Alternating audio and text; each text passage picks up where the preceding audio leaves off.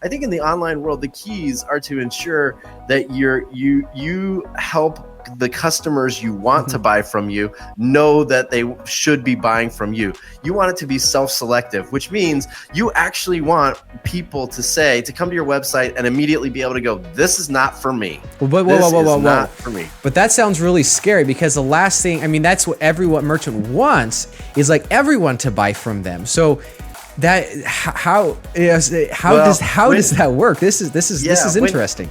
The problem is when you are for everyone, you're actually for no one. You do not stand out. Let me give you a good example. Anybody right now, don't do it right now because you're listening to a podcast. Maybe you're driving. Do it later. But check out lingscars.com. Lingscars.com. Lings cars.com. Okay. Now, imagine you're going to lease a car, right? You're going to go out and you're going to figure out what car you want to lease, and then you're going to find the best deal for that lease. If you go to 5 car leasing websites, they all look the same.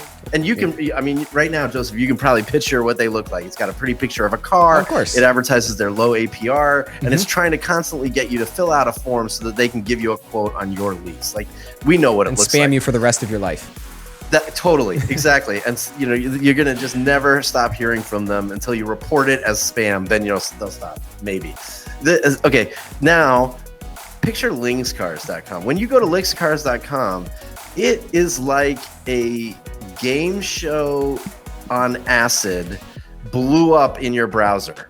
And like immediately you're jarred. You're like, wow, what is this? I thought she leases cars, right?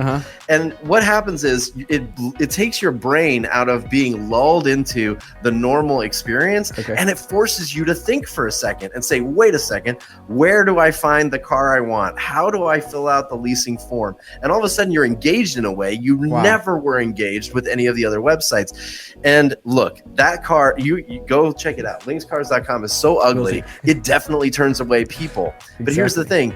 She is the 3rd largest leaser of cars in the UK, and far and beyond every other professional firm. She does over $100 million in leases every single year. Wow. And her website is the ugliest website I've ever seen.